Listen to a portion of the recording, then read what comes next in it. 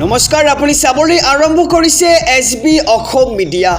আজি হৈছে 3 জুন আৰু আজি সন্ধিয়াৰ কেইবাটাও গুৰুত্বপূৰ্ণ খবৰ আহি পৰিছে আৰু এনে ধৰণৰ খবৰসমূহ নিতৌ চাবলৈ চেনেলটো ছাবস্ক্ৰাইব কৰি ভিডিঅ'টো এটা লাইক কৰি দিব। সমগ্ৰ ৰাজ্যবাসীক জনাইছো প্ৰথমটো ব্ৰেকিং নিউজ। এটা পৰিয়ালে লাভ কৰিব দুখনকৈ ৰেচন কাৰ্ড। হয়, ঠিকেই শুনিছে, এটা পৰিয়ালে লাভ কৰিব দুখনকৈ ৰেচন কাৰ্ড আৰু ৰাজ্যৰ লাখ লাখ পৰিয়াললৈ ভাল খবৰ দিছে হিমন্ত বিশ্ব শৰ্মা চৰকাৰখনে। জনাইছো এটি ব্ৰেকিং নিউজ, ডাঙৰ খবৰ। ৰাজ্যৰ লাখ লাখ পৰিয়াললৈ ভাল খবৰ দিছে এইবাৰ হিমন্ত বিশ্ব শৰ্মাৰ চৰকাৰখনে। ডাঙৰ পৰিয়াল থকা প্ৰতি ঘৰে পাব দুখনকৈ ৰেচন কাৰ্ড। সম্পূৰ্ণ বিনামূলীয়া হ'ব ৰেচনৰ সকলো সামগ্ৰী।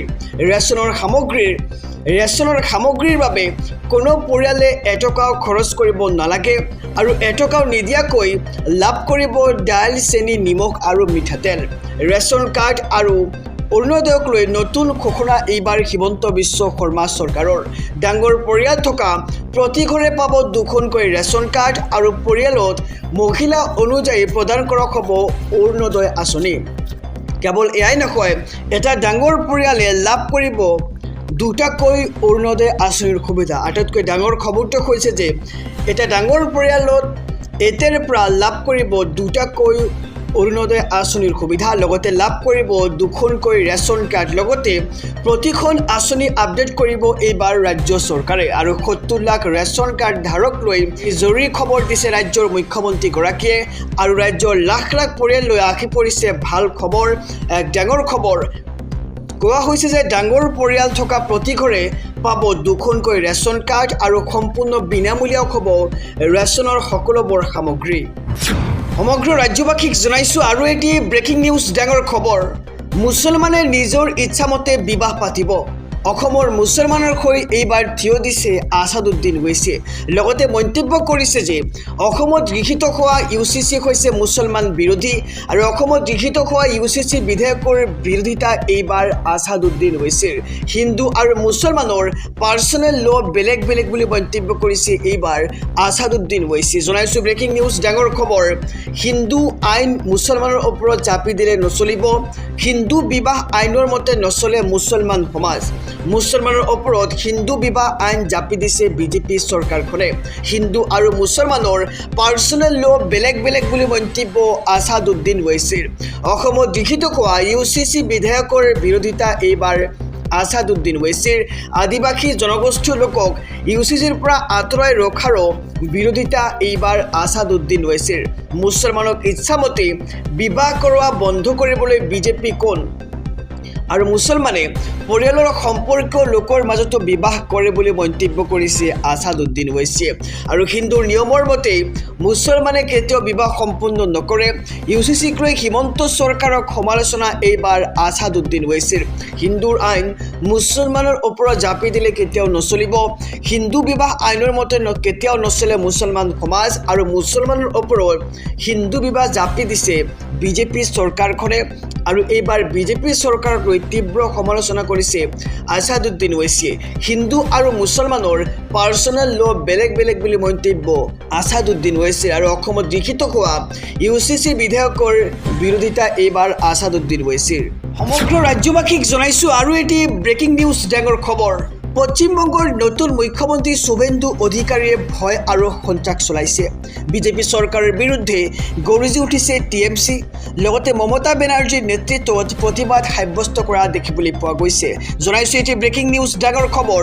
পশ্চিমবংগ বিজেপি চৰকাৰৰ বিৰুদ্ধে গৰজি উঠিল এইবাৰ TMC নেতাকৰ্মীসকল। মুখ্যমন্ত্ৰী শুভেন্দু অধিকাৰীয়ে পশ্চিমবংগত ভয় আৰু সন্ত্ৰাস চলোৱাৰ অভিযোগ উত্থাপন কৰা হৈছে TMCৰ ফালৰ পৰা। প্ৰাক্তন মুখ্যমন্ত্ৰী মমতা বেনাৰ্জীৰ নেতৃত্বত উত্তাল হৈ পৰিছে পশ্চিমবংগ। লগতে প্ৰতিবাদ সাব্যস্ত কৰা হৈছে ৰাজপথত। প্ৰতিবাদত অংশগ্ৰহণ TMCৰ বহু নেতাকৰ্মী আৰু সমৰ্থকৰ। TMCৰ দুগৰাকীকৈ সাংসদৰ ওপৰত হোৱা আক্ৰমণৰ বিৰুদ্ধে এই প্ৰতিবাদ সাব্যস্ত কৰা হৈছে। আৰু নিৰ্বাচনৰ পিছৰ হিংসাৰ প্ৰতিবাদত কলকাতাত ধৰ্ণাত বহিল মমতা বেনাৰ্জী। প্ৰতিবাদৰ আবেদন আৰক্ষীয়ে নাকচৰ পিছত অন্য স্থান প্ৰতিবাদৰ দলটোৰ আৰু আক্ৰমণৰ বলি হোৱা টিএমচি সাংসদ কল্যাণ বেনাৰ্জীৰো হুংকাৰ দিয়া দেখিবলৈ পোৱা গৈছে আৰু অনাগত দিনত বিজেপি চৰকাৰৰ বিৰুদ্ধে বৃহৎ প্ৰতিবাদ কৰা হ'ব বুলি মন্তব্য কৰা হৈছে টিএমচিৰ ফালৰ পৰা আৰক্ষী বিষয়াসকল আৰু প্ৰশাসনে নিজৰ দায়িত্ব পালন কৰে বুলি এতিয়া মন্তব্য কৰা হৈছে সংবিধানৰ অধীনত আপোনালোকৰ দৰমহা ৰাজহুৱা ৰাজকোষৰ পৰা দিয়া হয় পশ্চিমবংগ বিজেপি চৰকাৰৰ বিৰুদ্ধে এইবাৰ গৰজি উঠিছে টিএমচি লগতে কেতবোৰ বিস্ফোৰক মন্তব্য কৰিছে বিজেপিৰ মুখ্যমন্ত্ৰী শুভেন্দু অধিকাৰীৰ বিৰুদ্ধে আৰু মুখ্যমন্ত্ৰী শুভেন্দু অধিকাৰীয়ে পশ্চিমবংগত ভয় আৰু সন্ত্ৰাস চলাইছে বুলি এতিয়া মুকলিকৈ এক বিস্ফোৰক মন্তব্য কৰা হৈছে টিএমচিৰ ফালৰ পৰা আৰু প্ৰাক্তন মুখ্যমন্ত্ৰী মমতা বেনাৰ্জীৰ নেতৃত্বত উত্তাল প্ৰতিবাদ কৰা দেখিবলৈ পোৱা গৈছে সমগ্ৰ ৰাজ্যবাসীক জনাইছোঁ আৰু এটি ব্ৰেকিং নিউজ ডাঙৰ খবৰ এইবাৰ মৌলানা মৌলবীৰ বিৰুদ্ধে গৰ্জন যোগী আদিত্যনাথৰ তেওঁ কৈছে যে পশু তেওঁলোকৰ বুদ্ধি যিসকলে গৌ মাতাক পশু বুলি কয় জনাইছোঁ ব্ৰেকিং নিউজ ডাঙৰ খবৰ এইবাৰ একাংশ মৌলানা মৌলবীৰ বিৰুদ্ধে গৰজি উঠিছে মুখ্যমন্ত্ৰী যোগী আদিত্যনাথ গৰুক ৰাষ্ট্ৰীয় পশু ঘোষণা কৰাৰ আহ্বানক লৈ প্ৰতিক্ৰিয়া ব্যক্ত কৰিছে যোগী আদিত্যনাথে গৰু আমাৰ বাবে মাতা আৰু আমি সন্মান কৰোঁ বুলি মন্তব্য যোগী আদিত্যনাথৰ পশু তেওঁলোকৰ বুদ্ধি যিয়ে গৌ মাতাক পশু বুলি কয় এনেদৰে বিস্ফোৰক মন্তব্য কৰিছে এইবাৰ যোগী আদিত্যনাথে পশু তেওঁলোকৰ বুদ্ধি যিসকলে পশু জন্তু বুলি কয় আৰু গৌ মাতাৰ সৈতে আমাৰ জন্মান্তৰৰ সম্পৰ্ক আছে বুলি মন্তব্য কৰা হৈছে লগতে মাতৃক কেনেকৈ সন্মান কৰিব লাগে সন্তানক আনেক শিকাব নালাগে একাংশ মৌলানা মৌলবীৰ বিৰুদ্ধে এইবাৰ গৰজি উঠিল মুখ্যমন্ত্ৰী যোগী আদিত্যনাথ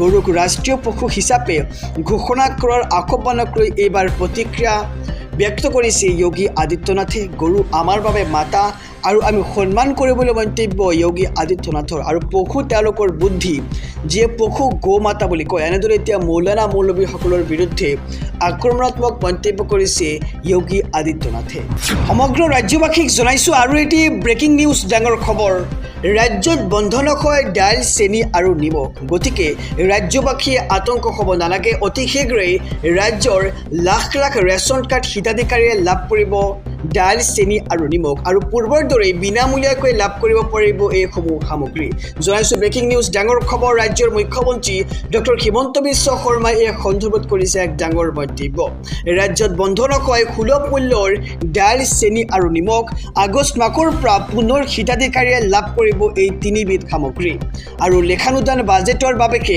চৰকাৰে জুন মাহৰ পৰা স্থগিত ৰাখিছে এইসমূহ সামগ্ৰী অৱশ্যে মে মাহত অতিৰিক্তভাৱে ৰৈ যোৱা সামগ্ৰীসমূহ এই মাহত বিতৰণ কৰা হ'ব আৰু চলিত বৰ্ষৰ জুলাইত দাখিল কৰা হ'ব নৱগঠিত চৰকাৰৰ পূৰ্ণকালীন বাজেট আৰু বাজেট অনুমোদনৰ পাছতেই আগষ্টৰ পৰা পুনৰ আৰম্ভ হ'ব এই আঁচনি আৰু এই সময়ছোৱাত বিনামূলীয়া চাউলৰ বিতৰণ প্ৰতিমাহে অব্যাহত থাকিব আৰু ৰাজ্যৰ ৰাজহুৱা বিতৰণ গ্ৰাহক পৰিক্ৰমা বিভাগৰ বিশেষ গোহাৰি বন্ধ নকয় সুলভ মূল্যৰ দাইল চেনি আৰু নিমখ গতিকে ৰাজ্যবাসীয়ে আতংক হ'ব নালাগে অতি শীঘ্ৰে লাভ কৰিব এই তিনিবিধ সামগ্ৰী সমগ্ৰ ৰাজ্যবাসীক জনাইছোঁ আৰু এটি ব্ৰেকিং নিউজ ডাঙৰ খবৰ নলবাৰীৰ মাধুৰ্য বৰ্মনৰ ঘটনাৰ পিছতেই অধিক কঠোৰ হৈ পৰিছে এতিয়া চৰকাৰ আৰু ৰাজ্যত কোনো ঠাইতে ঘটিবলৈ দিয়া নহ'ব এনেধৰণৰ ঘটনা জনাইছোঁ ব্ৰেকিং নিউজ এইবাৰ লাভ জেহাদক লৈ ন' কম্প্ৰমাইজ অধিক কঠোৰ হৈ পৰিছে চৰকাৰ